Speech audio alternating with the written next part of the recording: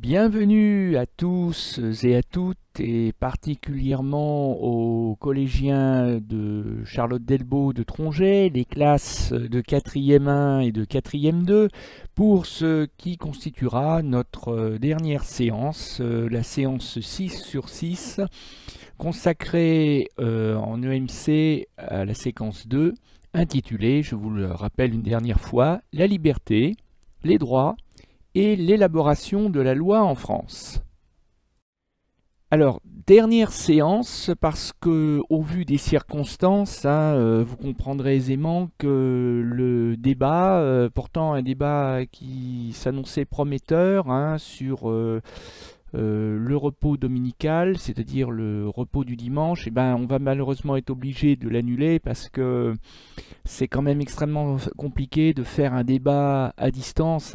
Donc notre dernière séance du jour résidera dans une réflexion sur le droit au logement. Et oui, toujours, c'est la suite de la séance précédente où nous avions vu que le droit au logement aujourd'hui était un droit qui n'était pas très bien garanti en France, malgré l'action des pouvoirs publics et des particuliers, comme la Fondation Abbé Pierre ou comme le SAMU social. Et donc aujourd'hui, nous allons essayer de réfléchir ensemble sur les enjeux contradictoires du droit au logement, et peut-être bien verrons-nous apparaître à nouveau, comme pour le bruit, ce qu'on pourrait appeler un conflit de liberté. Suspense, gros suspense. Le titre de notre séance est donc intitulé Grand F, les enjeux contradictoires du droit au logement, avec comme problématique quels sont les enjeux contradictoires qui entourent le droit au logement en France aujourd'hui. Et oui, vous allez vous rendre compte que certes, tout le monde est d'accord pour affirmer qu'avoir un toit au-dessus de sa tête, c'est un droit, d'accord? Mais pour autant, ce qui est mis en jeu, notamment la question de la propriété, fait que il y a des enjeux contradictoires et que ça peut poser d'importants problèmes. C'est ce que nous allons voir maintenant. Alors, juste pour commencer, un petit rappel de ce que nous avons vu la dernière fois, c'est quasiment la même diapo, j'ai juste dû changer je crois l'image en haut à droite, à savoir que aussi bien la constitution de la Ve République dans laquelle vous et moi nous vivons aujourd'hui que la Déclaration universelle des droits de l'homme de 1948, dont la France est l'un des États signataires, affirment tous les deux, ces deux textes affirment que le logement, le droit au logement est un des droits les plus fondamentaux de l'homme et du citoyen. Donc encore une fois, là-dessus, il n'y a pas de problème. Se loger est un droit de l'homme. Vous vous rappelez, j'espère, que la dernière fois, nous avons parlé de la loi Dallot, la loi du droit au logement opposable, qui oblige l'État à loger coûte que coûte les sans-abri, les mal logés, les personnes expulsées en France, coûte que coûte, sous peine d'être condamné par la justice à verser des indemnisations aux plaignants. Mais il est temps pour moi d'évoquer maintenant une nouvelle loi qui complète l'arsenal juridique français et qu'on appelle la loi dite du logement d'office, mais qui est plus connue sous l'autre nom de loi de réquisition de 1945, dont je vous livre le contenu maintenant. Le préfet, je vous le rappelle, il est le représentant direct de l'État dans le département ou dans la région, après avis du maire, peut procéder par voie de réquisition pour une durée maximum d'1 an, mais renouvelable, à la prise de possession partielle ou totale des locaux à usage d'habitation vacants, inoccupés ou insuffisamment occupés, pour les attribuer à des mal logés.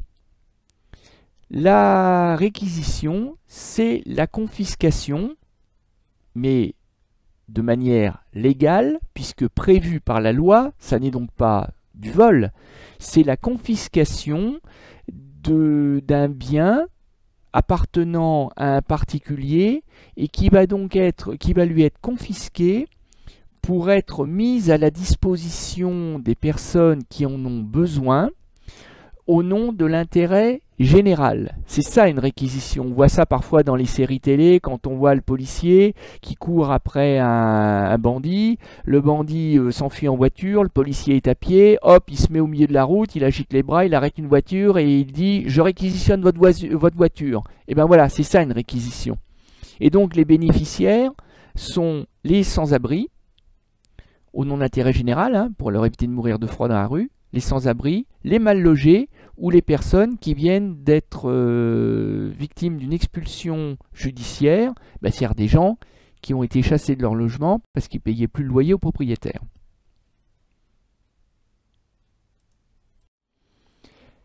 La loi du logement d'office, qu'on appelle aussi la loi de réquisition de 1945, dont on vient de parler dans la diapo précédente, existe toujours, mais elle a subi des modifications au fil des années.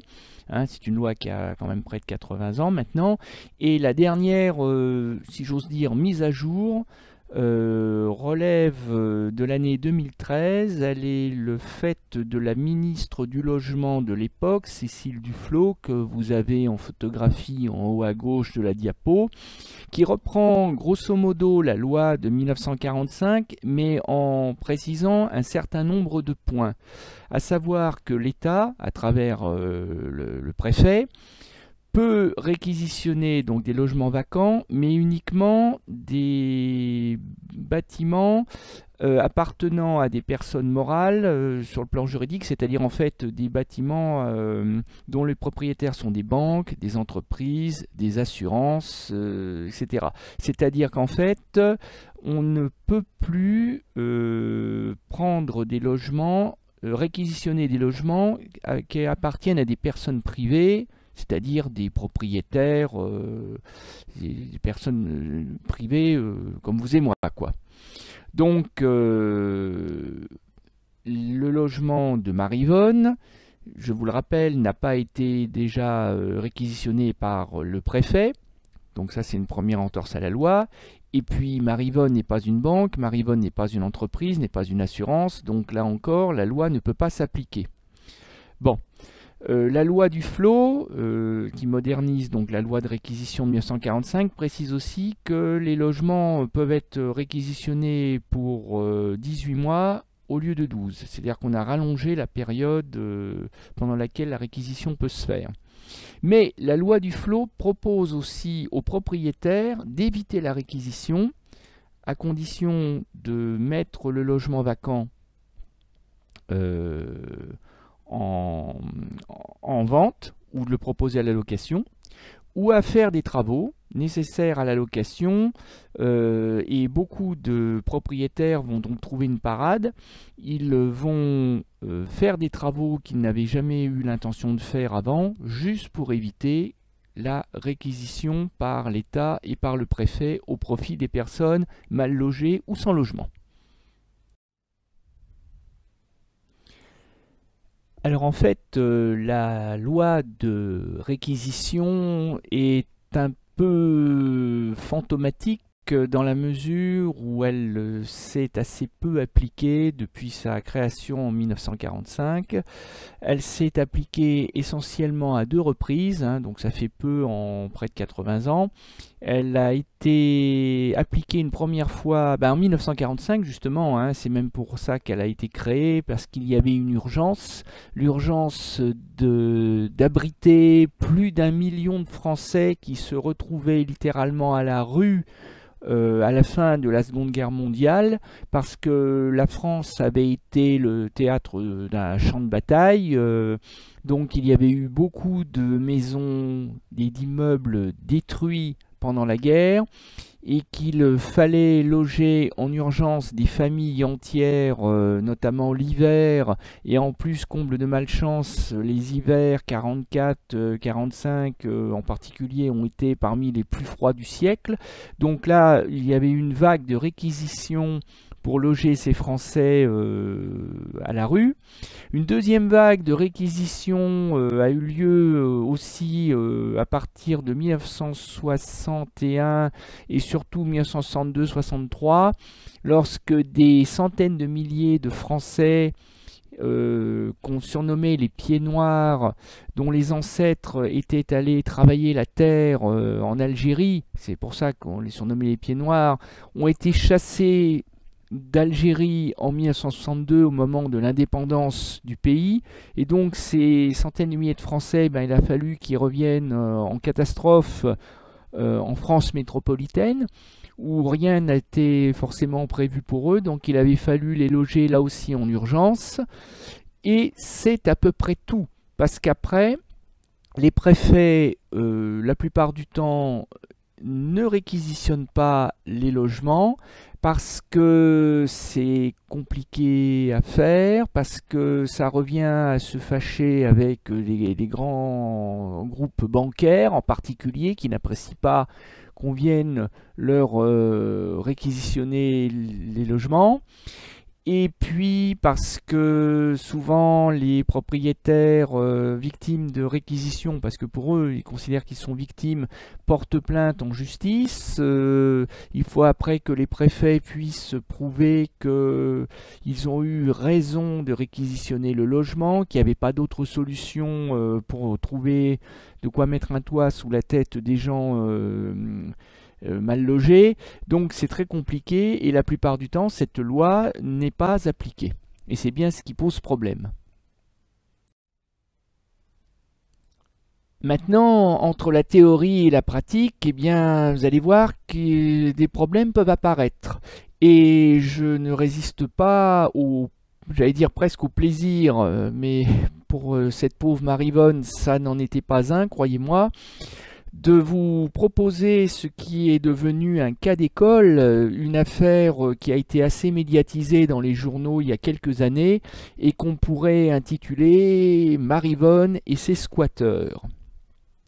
Alors en fait, cette affaire judiciaire, puisqu'elle a fini en justice, on l'appelle Maryvonne du prénom d'une dame âgée, veuve, qui s'est retrouvée d'une certaine manière expulsée de chez elle, puisque sa maison s'est retrouvée squattée en son absence.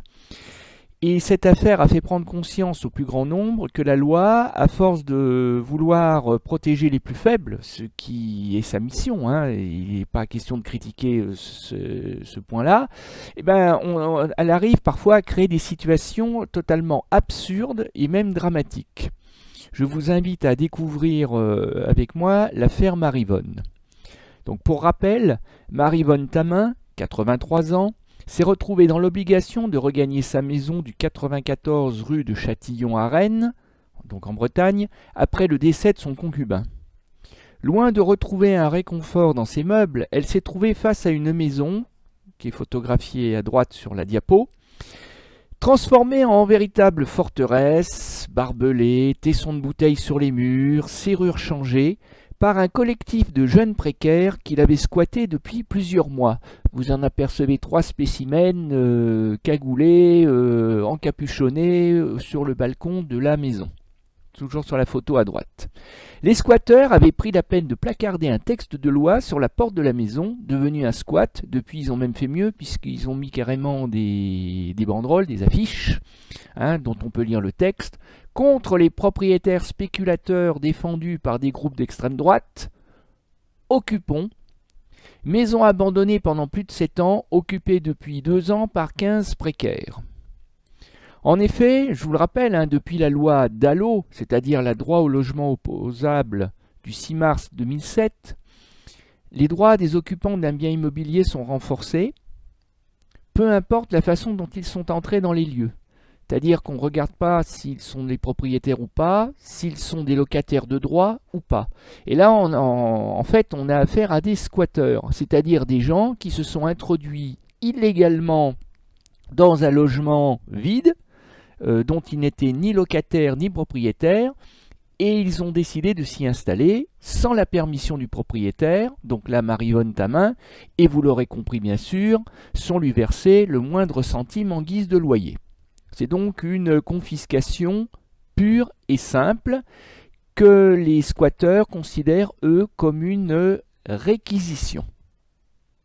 C'est-à-dire une confiscation sans indemnisation prévue pour le propriétaire. Donc en fait, c'est une affaire toute simple. Parce que du coup, puisque les préfets hésitent ou refusent à appliquer la loi de réquisition, eh bien vous avez des simples citoyens regroupés dans des associations de défense des mal logés ou des sans-abri. C'est le cas en particulier de l'association du DAL, DAL, DAL comme droit au logement, qui n'hésite pas donc à réquisitionner des logements, mais de manière totalement illégale. C'est ce que l'on appelle les occupations sauvages. Et donc, je vous propose de découvrir avec moi le texte de la diapo qui nous présente un exemple d'occupation sauvage de logement à Paris. Une quarantaine de familles et célibataires sans logis ont commencé à s'installer discrètement au 18 rue du Croissant, immeuble d'environ 2500 m², anciens locaux administratifs appartenant à la chaîne internationale Citizen M Hotel. Ce bâtiment est vacant depuis plusieurs mois, tandis qu'un permis de construire a été déposé depuis 2016. Il est situé dans le 2e arrondissement, donc en plein cœur de Paris, dans un secteur en déficit grave de logements sociaux. Plus d'un quart des logements sont inoccupés. Et sur l'ensemble de Paris, d'ailleurs, le taux monte à 8%, soit 110 000 logements vacants. Alors, si vous vous demandez comment ça se fait qu'il y a d'un côté tant de gens qui n'aient pas de logement et de l'autre tant de logements vacants, en fait c'est simple, c'est que quand vous êtes une grande banque ou une compagnie d'assurance et que vous avez à votre disposition un immeuble, le plus intéressant c'est pas de loger des gens. Parce que, bon, vous allez me dire, oui, si vous logez des gens qui payent un loyer tous les mois, ça rapporte de l'argent. Oui, mais ça rapporte pas beaucoup. Et puis, vous prenez le risque que vos locataires, au bout d'un moment, parce qu'ils n'en ont pas les moyens, surtout à Paris, vous prenez le risque qu'ils ne payent plus le loyer. Et alors là, après, pour les faire expulser, il faut des mois, voire des années pour obtenir une décision de justice. Donc quand vous êtes une grande compagnie d'assurance, un grand groupe bancaire, avoir des locataires, c'est pas très rentable. Non, ce qui est rentable, c'est d'avoir un immeuble vide et de le vendre vide, parce que vous le ferez raser, enfin celui qui va vous l'acheter le fera raser, et à la place, il va construire un grand centre commercial ou tout simplement, tout bêtement, un parking qui rapporte tellement plus que des locataires. Vous comprenez? Donc du coup, c'est aussi ce que dénoncent des associations comme DAL, le droit au logement, et c'est ce qu'on appelle la spéculation, c'est-à-dire refuser de loger des gens parce que l'on se dit qu'on a beaucoup plus d'argent encore à gagner en vendant un immeuble vide. C'est ça la spéculation, et c'est vrai que pour des associations qui défendent les sans-abri, c'est assez scandaleux comme attitude. Et bien sûr, qui dit occupation sauvage, comme le laisse entendre l'adjectif sauvage, qui ne veut pas forcément dire violence, quand des sans-abri et des militants de droit au logement viennent occuper un logement vide, ils viennent pas forcément pour tout casser, mais malgré tout, par sauvage, ils font comprendre illégal. Donc quand une occupation est illégale, bien entendu, le propriétaire fait appel à la justice. Et bien entendu, la justice va logiquement prononcer un arrêté d'expulsion par la force publique des gens qui habitent illégalement le logement. C'est ce qui est arrivé aussi aux squatteurs de Maribonne. Donc, si on lit le texte de la diapo ensemble, ça nous donne ceci. La préfecture de police de Paris a fait évacuer l'ancien théâtre de la Gaîté Lyrique, donc c'était un autre bâtiment vacant, un ancien théâtre, occupé depuis vendredi matin par une soixantaine de sans-logis, soutenu par plusieurs associations dont AC, Action contre le chômage, et Droit au logement, donc le fameux DAL. Elle réclame au gouvernement un vaste plan de réquisition des logements et des bureaux vides dans la région parisienne.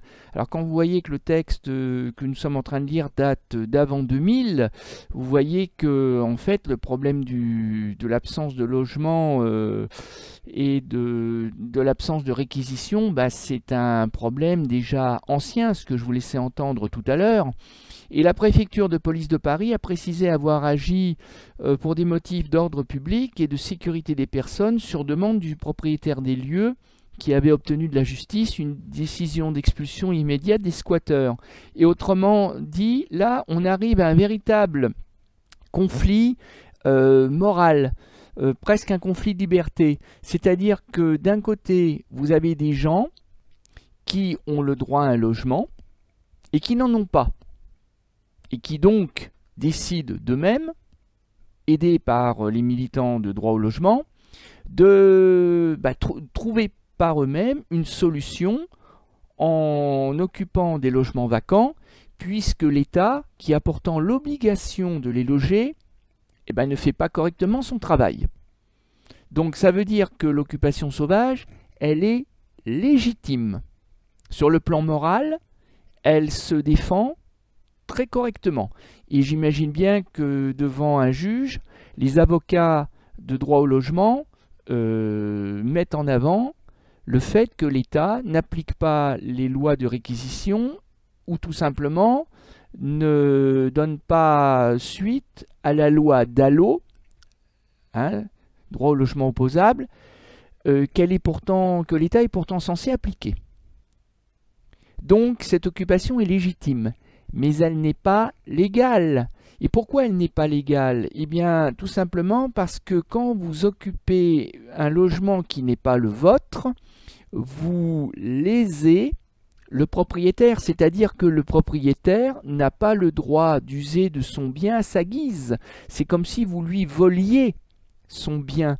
Pensez à Marivonne, qui aurait bien voulu habiter à nouveau sa petite maison et qui ne le pouvait plus puisqu'elle était à la porte de chez elle.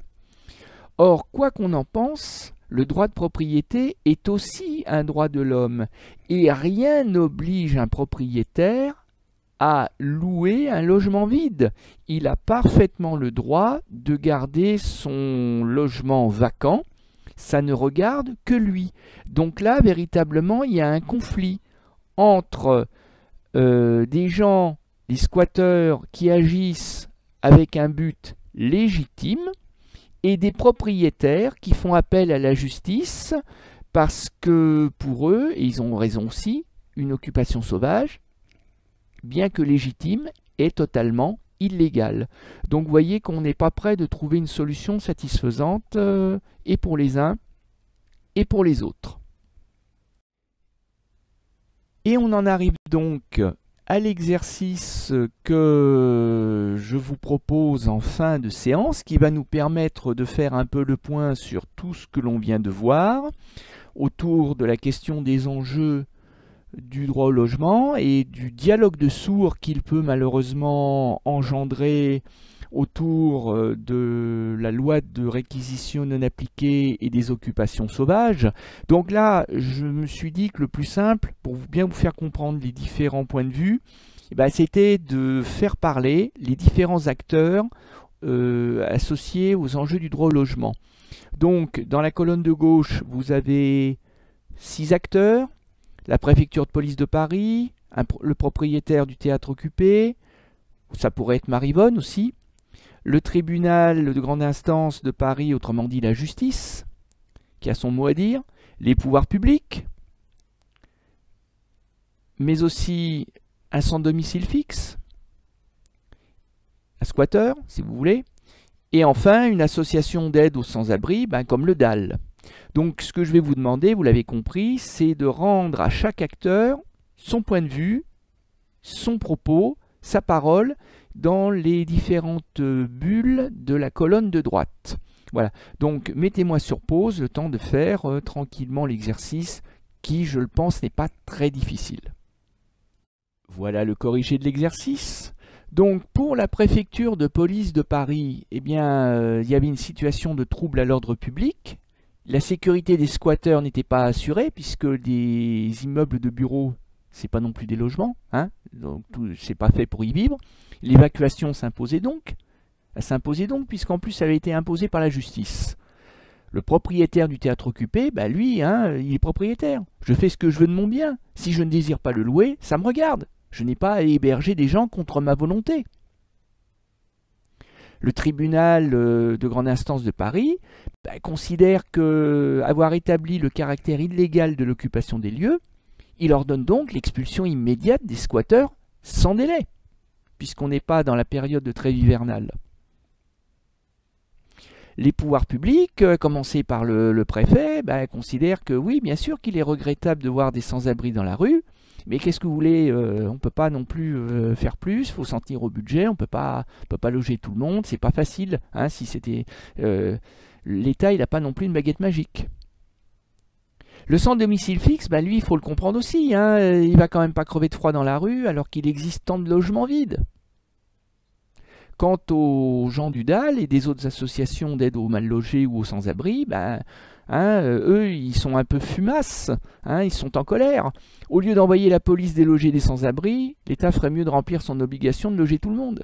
Donc encore une fois, on n'est pas prêt de voir tout le monde se mettre d'accord autour de la question des enjeux du droit au logement.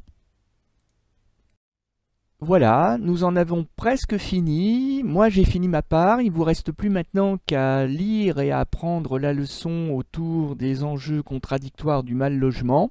On en a donc fini avec cette question importante. Hein. Donc, vous allez voir apparaître le fameux dilemme moral entre la légitimité des occupations sauvages et leur caractère totalement illégal.